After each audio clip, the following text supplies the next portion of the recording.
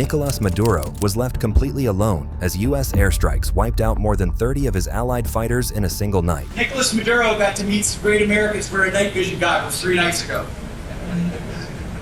He didn't know they were coming until 3 minutes before they arrived. For years, Maduro survived by leaning on regional partners and foreign security forces. But this time, when it mattered most, no one showed up. They were waiting for us. They knew we had many ships out in the sea. We were just sort of waiting. They knew we were coming. This operation exposed how isolated the Venezuelan strongman has become, how quickly his support network collapsed, and why Washington may believe the window for decisive action is finally open.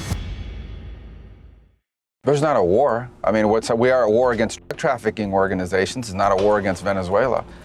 We are enforcing American laws with regards to oil sanctions. Inside the compound, the Army's elite Delta Force team moving in. They had built an exact replica of Maduro's compound and practiced the raid for months. The raid nobody thought Trump would do. The attack happened just after midnight on January 3rd. Over 150 American aircraft descended on Caracas, strike fighters, intelligence planes, dozens of helicopters carrying Delta Force operators. Contingency plan, we have death by planning, and then only when we are ready to go do we say, sir, ma'am, we are ready to go, and then we go execute. The fact that Trump watched the entire thing from Mar-a-Lago. He had screens set up showing live feeds, including social media reactions on X. Military generals surrounded him as he watched American warriors breach Maduro's compound in real time. The president later described it like watching television. He saw Delta Force smash through steel doors designed to stop exactly this kind of assault. He watched as operators dragged Maduro from his bed while the dictator tried desperately to reach his panic room. According to Trump, American forces were prepared for a second wave if needed. They had massive blowtorches ready to cut through reinforced steel. They didn't need them. The speed and violence shocked everyone, including Maduro himself. The dictator was in what Trump called a fortress, not a house. Steel doors everywhere, a safe room with solid steel walls. But Maduro never made it inside. The safe place is all steel. And he wasn't able to make it to the door because our guys were so fast. Defense Secretary Pete Hegseth delivered one of the most forceful statements of his career at the post-raid press conference. He stood next to Trump and didn't hold back. No other country on planet Earth, and it's not even close, could pull this kind of operation off. And no other president has ever shown this kind of leadership. Then he delivered a warning to every enemy of America. He effed around, and he found out.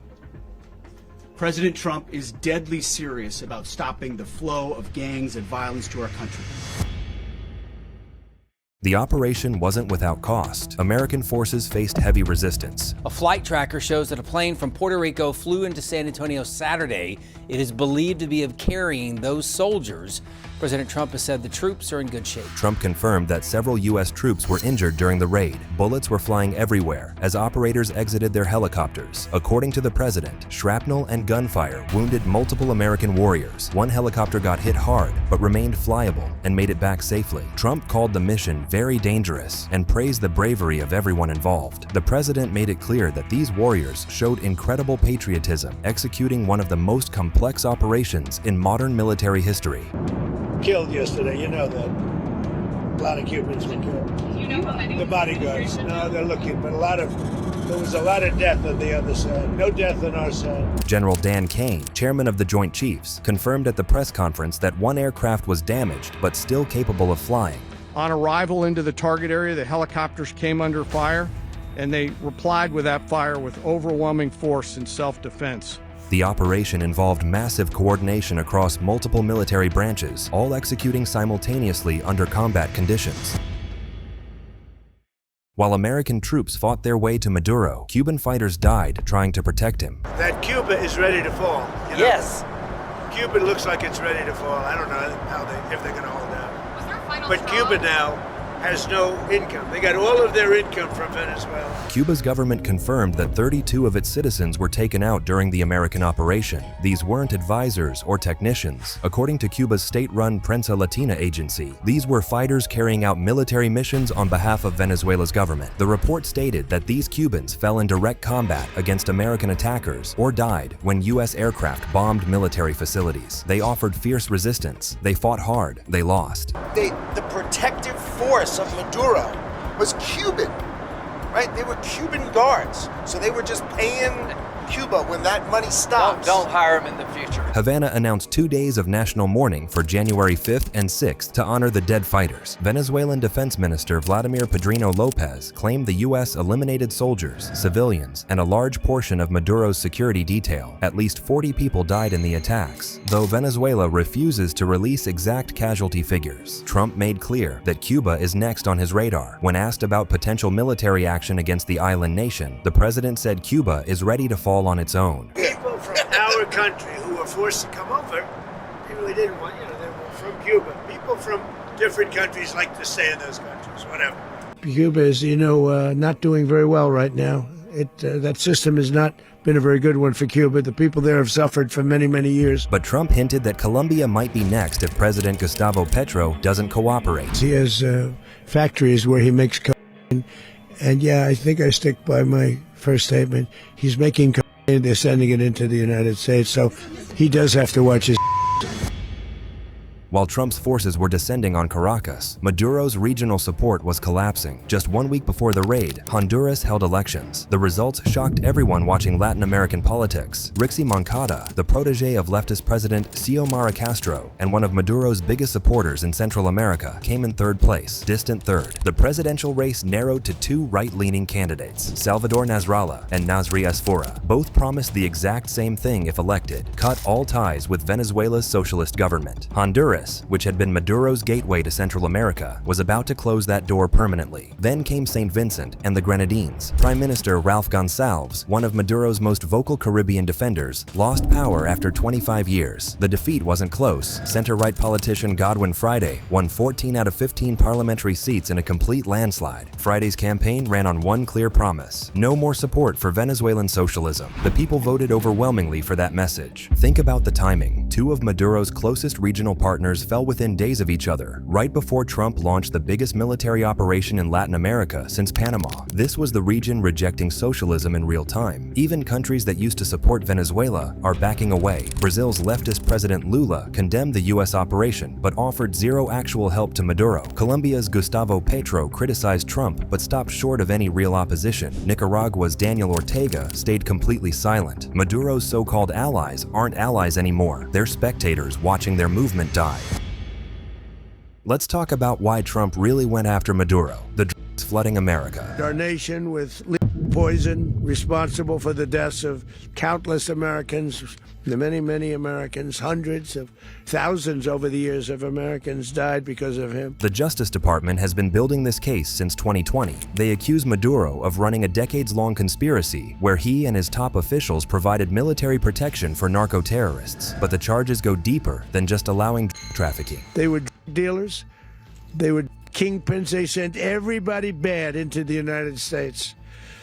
But no longer, and we have now a border where nobody gets through. According to prosecutors, Maduro deliberately deployed cocaine as a weapon. The goal was specifically to flood the United States with drugs to undermine American health and well-being. This wasn't passive corruption. This was active warfare using narcotics. More than a dozen Venezuelan officials were charged alongside Maduro. Government leaders, intelligence officials, members of the Revolutionary Armed Forces. They were cartel operators with state power behind them. Trump had given Maduro multiple chances to surrender. In November, the president called Maduro directly with Secretary of State Marco Rubio on the line. The message was simple: step down voluntarily or we're coming for you. Maduro thought Trump was bluffing. Trump had been preparing for months. Back in October, he authorized the CIA to operate inside Venezuela. For months, CIA teams gathered intelligence and identified targets. They watched Maduro's movements. They mapped his security. They planned every detail. He can do whatever he wants. It's all right. Whatever he wants to do. If he wants to do something,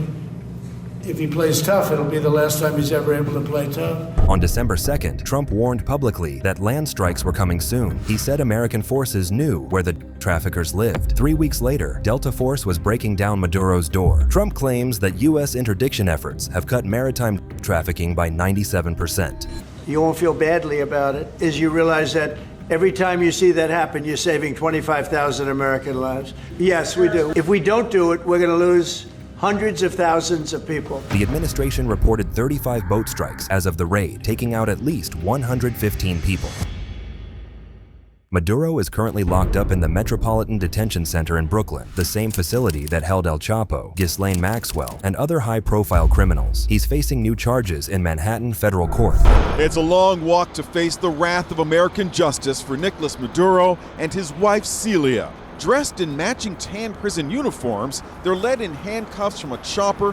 The Justice Department unsealed a superseding indictment charging Maduro and his wife with running state-sponsored gangs and facilitating massive trafficking operations. Prosecutors allege they ordered kidnappings, beatings, and murders linked to their trafficking empire. We continue to reserve the right to take strikes against boats that are bringing drugs towards the United States that are being operated by transnational criminal organizations, including the Cartel de los Sols. Maduro's lawyers are planning to challenge the legality of his arrest and argue he has immunity as a sovereign head of state. That didn't work for Panama's Manuel Noriega 36 years ago. It won't work for Maduro. The bigger question is what happens to Venezuela itself. Trump made clear that the United States will run Venezuela for now. At his press conference, the president gestured to the officials behind him, Marco Rubio, Pete Hegseth, General Dan Kane, and said they'll be running things for a period of time. So we are going to run the country until such time as we can do a safe, proper, and judicious transition.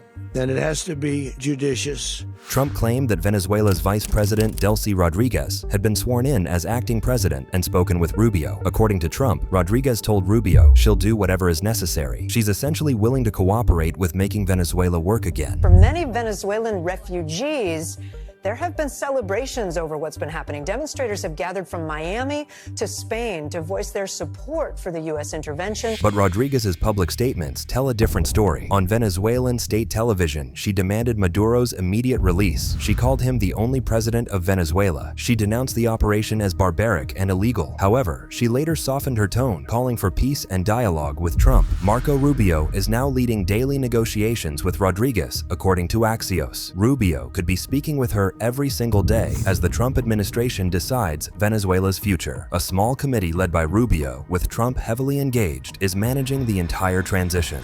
Well, forget about the U.S. troops portion of it. What needs to happen for any of this to change, for our relations with Venezuela to change and our whole approach to it to change? Trump also made clear that American oil companies need total access to Venezuela's reserves. Venezuela has the world's largest proven oil reserves, 18% of the global total. Under Maduro, those resources funded socialism and trafficking. Under new leadership, they could fuel American energy independence. The president said they'll run it properly, professionally, and that he's not afraid of boots on the ground if necessary.